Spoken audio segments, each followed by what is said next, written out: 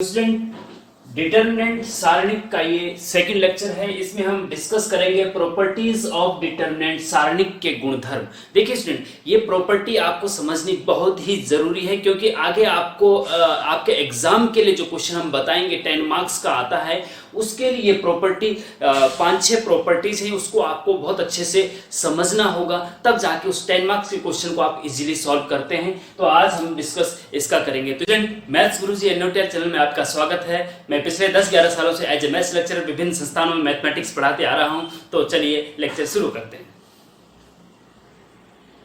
तो student, property number 1, रो को column में और कॉलम को रो में चेंज करने पर डिटरमिनेंट के मान में नो चेंज, मतलब डिटरमिनेंट के मान में कोई चेंज या कोई परिवर्तन नहीं आता है। स्टूडेंट, रो को हिंदी में पंक्ति कहते हैं और कॉलम को हिंदी में स्तंभ कहते हैं, ये आप याद रखेंगे, ठीक है। अब ये प्रॉपर्टी आपको पढ़ने में थोड़ा सा हो सकता है कि आपको लग रहा हो कि सर ये क्या लिख दिया आपने। तो स्टूडेंट, हम एग्जाम्पल्स इसको समझाने की कोशिश करेंगे, आप परेशान मत होइए।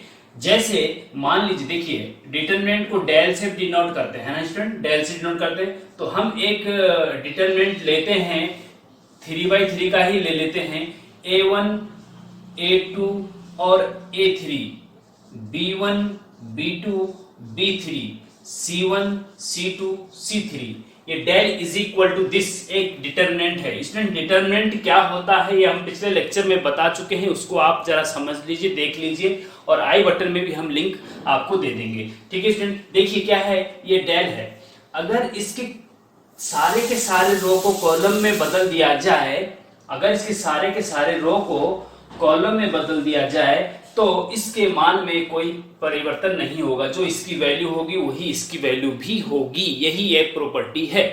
कैसे चेंज करेंगे, देखिए ये फर्स्ट रो, सेकंड रो और थर्ड रो, ठीक है। पिछले लेक्चर हम बता चुके हैं रो क्या है, कॉलम क्या है, और ये फर्स्ट कॉलम, सेकंड कॉलम और थर्ड कॉलम, ठीक है। अब जितनी भी रो है उनको कॉलम बना दो, ठीक है। जैसे फर्स्ट रो है ना, A1 A2 A3, इसको फर्स्ट कॉलम बना दो। फर्स्ट रो को फर्स्ट कॉलम, मतलब कॉलम ऐसे में होगा ना, तो ये ऐसे है तो ऐसे कर दो इसको। देखो A1 A2 और A3, ठीक है। फिर सेकंड रो को सेकंड कॉलम बना दो, B1 B2 और B3। फिर थर्ड रो को थर्ड कॉलम बना दो, ठीक है, C1 C2 और C3। फिर इन दोनों की वैल्यू फाइंड करो, इसकी वैल्यू फाइंड करो, इसकी वैल्यू फाइंड करो। 3/3 मैट्रिक्स की वैल्यू कैसे फाइंड करते हैं हम पिछले लेक्चर में बता चुके हैं, वो देख लीजिए। तो दोनों का फाइंड करने के मान जो मान आएगा वो बराबर आएगा। तो इसीलिए दिस इक्वल टू दिस, इसीलिए इसको कहा गया कि रो को कॉलम में या कॉलम को चेंज एंड कॉलम को रो में चेंज करने पर डिटरमिनेंट के मान में कोई परिवर्तन नहीं आता, नो चेंज, ठीक है। ये आप समझ गए। अब थोड़ा सा और एक एग्जांपल से हम समझाने की कोशिश करते हैं स्टूडेंट आपको, कि जैसे मान लीजिए कि एक डिटरमिनेंट 2/2 का हम लिखते हैं, 1 2 3 4, ये डिटरमिनेंट है, ठीक है। अब अगर इसके रो को कॉलम में बदल दिया जाए तो इस प्रॉपर्टी के अनुसार ये दोनों डिटरमिनेंट की वैल्यू बराबर होनी चाहिए ना, इसके अनुसार। देखो फर्स्ट रो है 1 2, इसको फर्स्ट कॉलम बना दो 1 और 2। सेकेंड रो है 3 4, इसको सेकंड कॉलम बना दो 3 और 4। अब इन दोनों की वैल्यू फाइंड करके निकालो। अगर ये बराबर आ रहा है तो समझो कि ये प्रॉपर्टी बिल्कुल सही है, और हर डिटरमिनेंट के लिए प्रॉपर्टी काम करेगी स्टूडेंट, ठीक है। अब देखिए जरा इसकी वैल्यू निकाल के देखो जरा क्या आ रहा है। इज इक्वल टू, देखो हमने बताया था कि 2/2 का डिटरमिनेंट कैसे सॉल्व करते हैं। लेफ्ट का टॉप, लेफ्ट के टॉप से इस इधर की तरफ मल्टीप्लाई करना है, फिर माइनस चिन्ह बीच में, और फिर लेफ्ट के लो से इसके टॉप की तरफ मल्टीप्लाई करना है, ठीक है। सबसे पहले स्टार्ट क्या करेंगे, लेफ्ट के टॉप से स्टार्ट करेंगे, दिस इंटू दिस, फिर माइनस बीच में दिस इंटू दिस, ठीक है। अब देखो 1 का 4 में मल्टीप्लाई करते हैं तो 1 4 जा 4, माइनस फिर 3 का 2 में मल्टीप्लाई करो, 3 दूना 6, ठीक है। क्या आया, 4 में से 6 के -2 आए ना, ठीक है। अब इसको भी सॉल्व करके देखते हैं जरा, इसका वैल्यू भी वही आए तो समझो कि प्रॉपर्टी सही है। अब इसका मल्टीप्लाई इसमें और इसका मल्टीप्लाई इसमें। देखो रो को कॉलम में चेंज किया था ना, देखो ये first row first column, second row second column, ठीक है, कोई दिक्कत नहीं। अब 1 का 4 में मल्टीप्लाई 4 माइनस 2 का 3 में मल्टीप्लाई तो 6 इज इक्वल टू -2 ही आए ना। तो दोनों की वैल्यू स्टूडेंट बराबर आ रही है, तो इसका मतलब कि रो को सारे रो को कॉलम में चेंज कर देते हैं या सारे कॉलम को रो में चेंज कर देते हैं तो डिटरमिनेंट के मान में कोई परिवर्तन नहीं आता है, ठीक है। देखो जैसे हमने यहाँ पे रो को कॉलम बनाया, कॉलम को भी रो आप बना सकते हैं, कॉलम को भी रो। देखिए जैसे A1 B1 C1 है ना, तो इसको फर्स्ट रो बना सकते हैं, A1 B1 C1, देखो बन गया ना। A2 B2 C2, इसको A2 B2 C2, A3 B3 C3 column है तो इसको रो बना दिया। तो ऐसे भी कर सकते हैं, रो को कॉलम में भी बदल सकते हैं और कॉलम को रो में भी बदल सकते हैं। ये प्रॉपर्टी देखिए स्टूडेंट, ये सारी प्रॉपर्टी बहुत इंपॉर्टेंट है। ये आगे जो आपका 10 मार्क्स का क्वेश्चन आता है आपके एग्जाम में, उसके लिए ये प्रॉपर्टीज समझना बहुत जरूरी है। तो आप समझने की कोशिश करिए, फिर आप आगे देखेंगे क्वेश्चन को सॉल्व करने में बहुत मजा आएगा। सेकंड प्रॉपर्टी देखिए स्टूडेंट, यदि किसी डिटरमिनेंट की कम से कम कोई एक रो या कॉलम के सारे एलिमेंट्स 0 हो तो डिटरमिनेंट का मान 0 होता है। वीडियो को पॉज करके इसको आप नोट भी कर सकते हैं स्टूडेंट, और आराम से देख करके समझ भी सकते हैं। एग्जाम्पल जब हम बताएंगे तो ये पूरा समझ में आ जाएगा। जैसे डिटरमिनेंट इज इक्वल टू, मान लीजिए 1 2 3 0 0 0 4 5 6, ये कोई डिटरमिनेंट है स्टूडेंट, ठीक है। इस डिटरमिनेंट का एक कॉलम ऐसा है जिसके सारे एलिमेंट 0 है। सेकंड कॉलम देखिए, सेकंड कॉलम है ना, तो सेकंड कॉलम इसका पूरा का पूरा 0 है, सेकंड कॉलम के सारे एलिमेंट 0 हैं। तो यहां देखिए, यदि किसी डिटरमिनेंट की कम से कम एक, हाँ, दो कॉलम 0 हो या 3 0 हो तब तो 0 होना ही है, लेकिन एक भी अगर 0 है, कम से कम एक अगर 0 है, तो कोई एक रो या कॉलम, कोई एक रो 0 हो पूरी या कोई एक कॉलम 0 हो, तो उस पूरे डिटरमिनेंट का मान जो होता है स्टूडेंट वो 0 होता है। उसको सॉल्व करने की जरूरत नहीं है। अगर आपको कोई एक कॉलम या कोई एक रो 0 दिख जाए तो समझो कि उस पूरे डिटरमिनेंट की वैल्यू 0 होगी, तो उसको आपको सॉल्व करने की जरूरत नहीं है। मान लीजिए ये तो कॉलम है, अगर ऐसे में आ जाए 1 2 3 0 0 0 5 6 7, ठीक है, इसमें आपको सेकेंड रो 0 दिख रही है ना, तो इसकी वैल्यू भी 0 होगी, सीधी सीधी बात है, ठीक है। तो इस प्रकार से इस प्रॉपर्टी को भी आप समझने की कोशिश करेंगे। आगे स्टूडेंट जो आपका 10 मार्क्स का क्वेश्चन पूछा जाता है उसमें क्या होता है कि हम डिटरमिनेंट को जब सॉल्व करते हैं तो उसमें मैक्सिमम 0 बनाने की कोशिश करते हैं। किसी एक रो या कॉलम के मैक्सिमम एलिमेंट को 0 बनाने की कोशिश करते हैं, तो उसको आसानी से सॉल्व कर सकते हैं, क्योंकि सारे एलिमेंट 0 हो जाएगा तो सीधे 0 हो जाएगा। 2 एलिमेंट 0 होंगे तो फिर और इजी सॉल्व करने के लिए फिर हो जाता है। थर्ड प्रॉपर्टी देखिए स्टूडेंट, किन्हीं 2 रोज या कॉलम्स को आपस में बदल दिया जाए, बदल मतलब इंटरचेंज कर दिया जाए, तो डिटरमिनेंट का साइन चेंज हो जाता है। एग्जाम्पल से समझिए कि आपके पास एक डिटरमिनेंट है स्टूडेंट 1 2 3 4 5 6 7 8 9, ठीक है। ये 3x3 का 3 रो है और 3 कॉलम है, ठीक है। इसमें क्या है कि अगर आप इसमें से किन्हीं 2 रो या किन्हीं 2 कॉलम को आपस में बदल दें, मतलब कैसे कि मान लीजिए आपने R2 इंटरचेंज R3, देखो दोनों तरफ एरो लगा हुआ है ना, इसका मतलब R2 और R3 आपस में बदल दिए जाएंगे। R2 की जगह R3 रख देंगे और R3 की जगह R2 रख देंगे। R2 का मतलब सेकेंड रो और R3 का मतलब थर्ड रो, ठीक है, पंक्ति हिंदी में कहते हैं इसको, ठीक है। तो कहने का मतलब क्या है कि R2 और R3 को आपस में बदल दो। ये R2 है स्टूडेंट, R2 क्या है, ये R2 है, ये R3 है, ऐसे में R3 है या R1 है, ठीक है। हम R2 और R3 को आपस में बदल देंगे तो R1 तो एज इट इज रहेगा 1 2 3। ये जो R2 और R3 है इनको आपस में बदल दो, नीचे का ऊपर, ऊपर का नीचे, 7 8 9 यहां आ जाएगा, 7 8 9 और 4 5 6 यहां आ जाएगा, ठीक है। तो इससे क्या फर्क पड़ा, 2 रो किन्हीं दो रो को हमने आपस में इंटरचेंज कर दिया ना, तो ये क्या इसके बराबर होगा? नहीं, इसके बराबर तब होगा कि जब इसमें एक चिन्ह आगे माइनस लग जाएगा। अगर यहाँ प्लस है तो माइनस लगेगा, और माइनस है यहाँ पहले से तो प्लस हो जाएगा। देखो डिटरमिनेंट का साइन चेंज हो जाता है।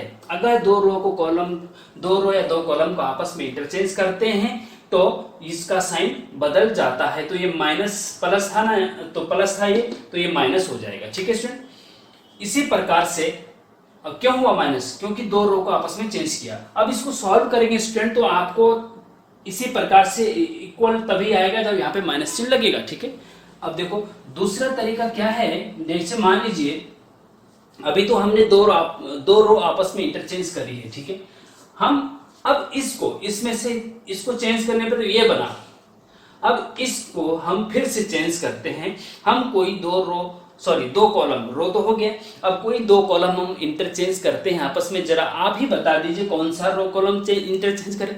तो C1 C2 कर दें या C2 C3 करें, कमेंट में बता दो। चलो C1 और C2 कर देते हैं, ये C1 और C3 कर देते हैं। C1 और ये C1 है ना, और ये C3 है, इसको आपस में बदल देते हैं। ठीक है, क्या करते हैं, देखिए हम C1 इंटरचेंज C3 करते हैं। ठीक है, तो C1 ये है, C2 ये है, C3 ये है, तो C1 और C3 को बदलेंगे आपस में। C2 एज इट इज रहेगा, तो 2 8 5 एज इट इज रहेगा। ठीक है, और ये 3 9 6 आगे आ जाएगा, 3 9 6 और 1 7 4 पीछे चला जाएगा। ठीक है, तो हमने C1 और C3 को क्या किया, इंटरचेंज कर दिया। अब इसका चिन्ह बदल जाएगा स्टूडेंट, इसका चिन्ह अभी क्या है, माइनस है ना, तो आगे ये प्लस हो जाएगा, तभी इसके बराबर होगा ये। ठीक है, तो ये माइनस था ना, अब प्लस हो गया। क्यों प्लस हुआ? क्योंकि हमने दो कॉलम को आपस में बदल दिया है। ठीक है, समझ में आ गया होगा स्टूडेंट, वेरी इंपॉर्टेंट है, समझने की कोशिश करिए अच्छे से। फोर्थ प्रॉपर्टी देखिए स्टूडेंट, यदि डिटरमिनेंट DET, देखिए स्टूडेंट डिटरमिनेंट को हम शॉर्ट में यहाँ पे DET लिख रहे हैं, आप जरा ध्यान देंगे इसको। यदि डिटरमिनेंट की कोई दो रोज या कॉलम समान हो तो डिटरमिनेंट का मान 0 होता है। जैसे देखिए स्टूडेंट, पॉज करके आप नोट डाउन करिए इसको। ये कोई डिटरमिनेंट है, ठीक है, ये कोई डिटरमिनेंट है, 3/3 का हम डिटरमिनेंट लिख रहे हैं, 2 4 7 5 1 3 2 4 7। ठीक है स्टूडेंट, अब देखिए आप बताइए इस डिटरमिनेंट को सॉल्व करके इसका आंसर क्या होगा। तो देखिए आप, अगर आपको हमने पहला लेक्चर जो हमने आपको बताया स्टूडेंट, उसमें क्या बताया है, उसमें बताया है हमने कि उसमें ये बताया है कि फर्स्ट रो के अकॉर्डिंग डिटरमिनेंट को खोलो और आंसर आ जाएगा। ठीक है, उसके अकॉर्डिंग इसको सॉल्व कर सकते हैं। लेकिन अगर आपको ये प्रॉपर्टी पता है तो आपको 3-4 मिनट सॉल्व करने में जो समय लगेगा वो वेस्ट करने की जरूरत नहीं है। आप सीधे सीधे देखेंगे कि अगर ये प्रॉपर्टी आपको याद है कि किसी डिटरमिनेंट की कोई दो रो या दो कॉलम बराबर होते हैं तो उसका मान 0 होता है ना। तो देखिए यहाँ पे आपको कोई दो रो या दो कॉलम एक जैसे लग रहे हैं, समान लग रहे हैं क्या?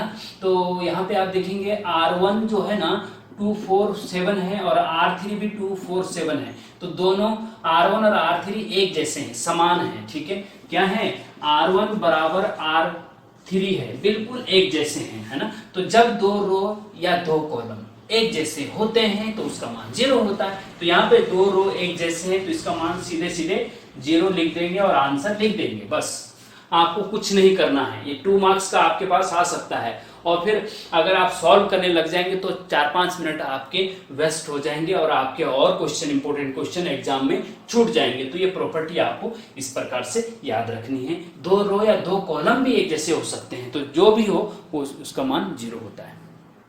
तो स्टूडेंट देखिए, फिफ्थ प्रॉपर्टी, किसी डिटरमिनेंट को किसी संख्या से गुणा किया जाए तो डिटरमिनेंट के अंदर किसी एक रो या कॉलम में गुणा होता है।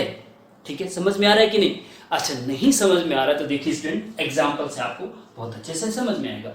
एक डिटरमिनेंट है ये, ठीक है, ये क्या है, एक डिटरमिनेंट है A1 A2 A3, B1, B2 और B3, C1, C2 और C3। ये डिटरमिनेंट है 3/3 का, ठीक है। 3 रो हैं और 3 कॉलम हैं। इसको किसी संख्या से गुणा कर दो। संख्या 2, 3, 4, 5, K, M, N, O, P, Q, B कुछ भी हो सकता है स्टूडेंट। हम यहाँ पे फिलहाल आप M से मल्टीप्लाई कर रहे हैं। इस डिटरमिनेंट को हम क्या कर रहे हैं, M से मल्टीप्लाई कर रहे हैं। तो M से मल्टीप्लाई करने पे इस डिटरमिनेंट पर क्या फर्क पड़ेगा। तो देखिए स्टूडेंट, वेरी इंपॉर्टेंट, कि जब भी किसी संख्या से डिटरमिनेंट को मल्टीप्लाई करते हैं तो उसके अंदर M का मल्टीप्लाई होता है। लेकिन M का मल्टीप्लाई कहाँ होगा, A1 के साथ होगा कि B1 के साथ कि C1 के A2 B2 किसके साथ होगा। तो क्या करेंगे, जब भी किसी संख्या से गुणा करते हैं तो जो बाहर संख्या मल्टीप्लाई करते हैं उसको अंदर ले जाते हैं, लेकिन किसी एक रो या किसी एक कॉलम में उस M का मल्टीप्लाई करते हैं। अंदर किसी एक रो या एक कॉलम से गुणा किया जाता है, ठीक है, ध्यान रखेंगे, वेरी इंपॉर्टेंट है। अब आपकी मर्जी है, किसी भी रो में किसी भी कॉलम में आप मल्टीप्लाई कर सकते हैं। चाहो तो आप C1 के साथ कर दो, C2 के साथ कर दो, C3 के साथ, और या चाहो तो R1 के साथ, R2 के साथ, R3 के साथ। 6 में से किसी एक, 3 रो है 3 कॉलम है, तो 6 में से किसी एक के साथ ही करना है, बस केवल एक के साथ। इस चीज का ध्यान रखेंगे। अच्छा, अब देखिए, जब अंदर मल्टीप्लाई करते हैं तो बताइए, आप ही बता दीजिए, हम उसी में मल्टीप्लाई कर देते हैं स्टूडेंट, ठीक है। ऐसा करते हैं, आप बता रहे हैं, ज्यादातर स्टूडेंट बता रहे हैं कि भाई C3 के साथ कर दो। ये है C3, ये तीसरा कॉलम, तीसरे कॉलम के साथ कर दो। तो ये दो तो एज इट इज रहेंगे, A1, A2, A3, B1, B2 और B3। इस थर्ड कॉलम जो है ना, C1, C2, इसमें M का मल्टीप्लाई कर दो, तो क्या हो जाएगा, MC1, MC2 और MC3, ठीक है स्टूडेंट। तो इसको सॉल्व करने के बाद M का मल्टीप्लाई करेंगे और इसको सॉल्व करेंगे तो दोनों की वैल्यू बराबर आएगी, इसलिए बराबर का चिन्ह लगा दिया, ठीक है। तो किसी एक रो या कॉलम, अब आप चाहो तो यहां से हटा दीजिए, थर्ड रो के साथ नहीं करना है मल्टीप्लाई, आप चाहो तो सेकंड रो के साथ कर दीजिए। सेकंड रो के साथ करेंगे तो M अंदर यहाँ पे आएगा, यहाँ पे आएगा और यहाँ पे आएगा, बस किसी एक रो या एक कॉलम के साथ होना है, ठीक है स्टूडेंट। और दूसरी सबसे इंपॉर्टेंट बात, आगे हम मैट्रिक्स में वो बताएंगे कि अगर ये मैट्रिक्स होता, मैट्रिक्स में क्या होता है स्टूडेंट, ये जो सीधे डंडे हैं ना, यहाँ से थोड़ा मुड़ जाते हैं, ऐसे रेक्टेंगुलर एरे बोलते हैं इसको, ये ऐसे और ऐसे। फिर ये जो है ना, ये डिटरमिनेंट नहीं रहता, इसको मैट्रिक्स कहते हैं, आव्यूह कहते हैं। और जब भी आव्यूह में बाहर से किसी एलिमेंट से मल्टीप्लाई करते हैं तो उसमें क्या होता है कि उसमें प्रत्येक एलिमेंट के साथ मल्टीप्लाई हो जाता है, ठीक है स्टूडेंट। इस चीज का भी ध्यान रखेंगे, हम इसी के साथ बता दे रहे हैं, मैट्रिक्स की प्रॉपर्टी है ये, ठीक है। अभी डिटरमिनेंट की बता रहे थे, अगर ये मैट्रिक्स होता तो M का जब मल्टीप्लाई करते तो प्रत्येक एलिमेंट के साथ मल्टीप्लाई हो जाएगा M का, मैट्रिक्स के लिए, ठीक है, और डिटरमिनेंट के लिए किसी एक रो या एक कॉलम के साथ, ठीक है। एक एग्जांपल से समझने की कोशिश करते हैं स्टूडेंट। मान लीजिए कोई एक डिटरमिनेंट ये है आपका 1, 2, 3, 4, 5, 6, 7, 8, 9 और आप मल्टीप्लाई 5 से कर दो इसको, तो 5 से जब इसका मल्टीप्लाई करेंगे तो किसी एक रो या एक कॉलम के साथ इसका मल्टीप्लाई होगा। आपकी मर्जी, आप किसके साथ करते हैं। तो देखिए यहाँ पे सबसे छोटा एलिमेंट है 1, 2, 3, इसके साथ कर दो, आप चाहो तो इसके साथ कर दो या ऐसे में कर दो। तो हम ऐसे करते हैं, फर्स्ट रो में 5 का मल्टीप्लाई कर देते हैं, तो 5 जो है डिटरमिनेंट के अंदर घुस जाएगा, ठीक है। तो 5 का 1 के साथ, 2 के साथ, 3 के साथ मल्टीप्लाई कर दो, तो 5 सिकम 5, 5 दूने 10, 5 3 15, ठीक है। और एज इट इज लिख दीजिए 4, 5, 6, सेकेंड रो, थर्ड रो भी एज इट इज 7, 8, 9, ठीक है। तो ये आप इस टाइप से इसको मल्टीप्लाई कर सकते हैं, कोई दिक्कत नहीं, ठीक है स्टूडेंट। अब एक नेक्स्ट एग्जांपल देखिए, एग्जांपल 1 ये था स्टूडेंट, एग्जांपल 2 ये वेरी वेरी इंपॉर्टेंट है आपके एग्जाम के लिए भी। आपको बोला जाता है कि इस डिटरमिनेंट को सॉल्व करो, 2, 5, 1, 4, 10, 0, 6, 15, 3, इसको सॉल्व करो। तो आप कैसे सॉल्व करेंगे, एक तरीका तो यह है कि फर्स्ट रो के अकॉर्डिंग इसको ओपन करिए, तो जैसा कि हमने पिछले लेक्चर में बता चुके हैं, उसका आई बटन में लिंक भी दे देंगे, ठीक है। लेकिन आप प्रॉपर्टी पता है आपको, ये वाली फिफ्थ प्रॉपर्टी आपको पता है कि किसी एक एलिमेंट से अंदर मल्टीप्लाई करते हैं तो किसी एक रो या एक कॉलम के साथ होता है। तो भाई जिसको मल्टीप्लाई आप अंदर कर रहे हैं उसको बाहर भी तो ला सकते हैं ना। जैसे आपने यहाँ पे 5 में फर्स्ट रो के साथ मल्टीप्लाई किया, तो अगर इसको आप, इसमें आपको अगर कुछ कॉमन दिख रहा है, किसी रो में भी कॉमन कुछ दिख रहा है तो आप कॉमन ले सकते हैं, लेकिन पूरे में दिखना चाहिए। जैसे कि यहाँ पे देखेंगे आप 5, 10, 15, ये 5 से डिवाइड हो रहा है, ये भी डिवाइड हो रहा है, ये भी डिवाइड हो रहा है, ये भी डिवाइड, इसका मतलब 5 कॉमन आ रहा है फर्स्ट रो से। तो 5 बाहर कॉमन ले लो तो यहाँ क्या बचेगा, 1 बचेगा, यहाँ पे 2 बचेगा, यहाँ पे 3 बचेगा, है ना। 5 कॉमन ले लिए ना, तो 5 की देखिए जैसे 5 का अंदर मल्टीप्लाई किया ऐसे ही 5 कॉमन भी ले सकते हैं। कॉमन भी किसी एक रो से या किसी एक कॉलम से ही आएगा। तो जिस एलिमेंट को आप कॉमन लेंगे वो सब में से आना चाहिए, किसी रो के प्रत्येक एलिमेंट से कॉमन आना चाहिए। इस चीज का ध्यान रखेंगे। जैसे कि यहाँ पे 5 यहाँ से भी आ रहा है, यहाँ से भी आ रहा है, यहाँ से आ रहा है, इसका मतलब फर्स्ट रो से 5 कॉमन आ रहा है। और जगह कहीं कुछ कॉमन नहीं आ रहा है ना, ऐसे में भी देख लीजिए नहीं आ रहा है ना, तो एज इट इज लिख दीजिए 4, 5, 6, 4, 5, 6 और 7, 8, 9। ये वेरी इंपॉर्टेंट है, आगे 10 मार्क्स का जो क्वेश्चन करेंगे उसके लिए बहुत इंपॉर्टेंट है, इसकी प्रैक्टिस करना आपके लिए, ठीक है स्टूडेंट। अच्छा, अब यहाँ पे ये एग्जाम्पल 2 है, वेरी इंपॉर्टेंट। इसमें आप देखेंगे स्टूडेंट, इसको सॉल्व करना है तो सबसे पहले ये कोशिश करनी चाहिए कि कुछ कॉमन तो नहीं आ रहा है। कॉमन आता है तो कॉमन ले लीजिए, उससे कैलकुलेशन इजी हो जाती है। अब आप देखेंगे फर्स्ट रो से कुछ कॉमन नहीं आ रहा, सेकंड रो से कुछ कॉमन नहीं आ रहा, थर्ड रो से भी कुछ, हाँ थर्ड रो से कॉमन आ रहा है, 3, 15, 6, 3 कॉमन आ रहा है इसमें से, ठीक है। तो 3 आप कॉमन ले सकते हैं स्टूडेंट, यहाँ पे 3 यहाँ पे कॉमन ले सकते हैं, यहाँ पे 3 कॉमन ले सकते हैं। और ऐसे में देखेंगे जरा, ऐसे में देखो जरा, ऐसे में फर्स्ट कॉलम से 2, 4, 6 2 कॉमन आ रहा है, फर्स्ट कॉलम से 2 कॉमन आ रहा है, 5, 10, 15 यहाँ से 5 कॉमन आ रहा है, यहाँ से कुछ कॉमन नहीं आ रहा। तो ऐसा करते हैं कि फर्स्ट कॉलम से और सेकंड कॉलम से कॉमन ले लेते हैं सॉरी, फर्स्ट कॉलम से क्या कॉमन आ रहा है, 2, 4, 6 में से क्या कॉमन आ रहा है, 2 आ रहा है ना, तो 2 लिख दीजिए बाहर। और जो सेकंड कॉलम से आ रहा है उसको भी लिख दीजिए साथ साथ में, मल्टीप्लाई में, हाँ, इनटू यहाँ से क्या कॉमन आ रहा है, 5 कॉमन आ रहा है ना, तो 5 भी कॉमन ले लिया। अंदर क्या बचा, अब देखो फर्स्ट कॉलम से जब 2 कॉमन लिया तो यहाँ क्या बचेगा, 1, 4 में से 2 कॉमन लिया 2, 6 में से 2 कॉमन लिया 3, ठीक है। यहाँ से 5 कॉमन लिया तो 1, 5 दूने 10, 5 3 15, 3, ठीक है। यहाँ 3 बचा, इसको एज इट इज रख दो, 1, 0, 3। अब देखिए स्टूडेंट, एक प्रॉपर्टी आपने पीछे पढ़ी थी कि किसी डिटरमिनेंट के कोई 2 रो या 2 कॉलम एक जैसे हों तो उस डिटरमिनेंट की वैल्यू 0 होती है। यहाँ पे आप C1 देखिए और C2 देखिए, 1, 2, 3, 1, 2, 3 दोनों कॉलम एक जैसे हैं, तो इसका मतलब इस डिटरमिनेंट की वैल्यू 0 होगी। तो जब इस डिटरमिनेंट की वैल्यू 0 होगी तो इनटू में 2 × 5 और इनटू इस डिटरमिनेंट की वैल्यू क्या है, 0 है, तो पूरा कम पूरा 0 आ गया, सॉल्व करने की जरूरत नहीं पड़ी, तो ये सीधे सीधे 0 आ जाएगा। वेरी वेरी इंपॉर्टेंट है, ध्यान दीजिए। 6th प्रॉपर्टी देखिए स्टूडेंट, एक कोई डिटरमिनेंट है L1 + M1, L2 + M2, L3 + M3, first column है ये, सेकंड कॉलम में B1, B2, B3 है, थर्ड कॉलम में C1, C2, C3 है। देखिए स्टूडेंट, ये प्रॉपर्टी क्या बोलती है, ये प्रॉपर्टी ये है कि अगर किसी कॉलम में दो कॉलम जैसे ही ऐड में हो तो उनको अलग अलग कॉलम के रूप में ले सकते हैं, लेकिन डिटरमिनेंट 2 बनेंगे, ठीक है। मतलब इसको फर्स्ट कॉलम ले लो, L1, L2, L3, क्या ले लो, इसको फर्स्ट कॉलम ले लो।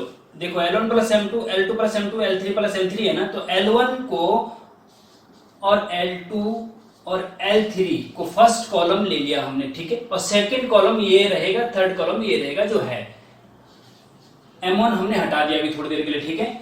B2 और B3, फिर C1, C2 और C3, ठीक है। फिर बीच में प्लस का चिन्ह लगा दो, क्योंकि यहाँ प्लस का चिन्ह, अगर यहाँ माइनस होता तो यहाँ माइनस लगता, ठीक है। फिर बीच में प्लस का चिन्ह और दूसरा डिटरमिनेंट बना दो। दूसरे डिटरमिनेंट में फर्स्ट कॉलम क्या रहेगा, M1, M2, M3।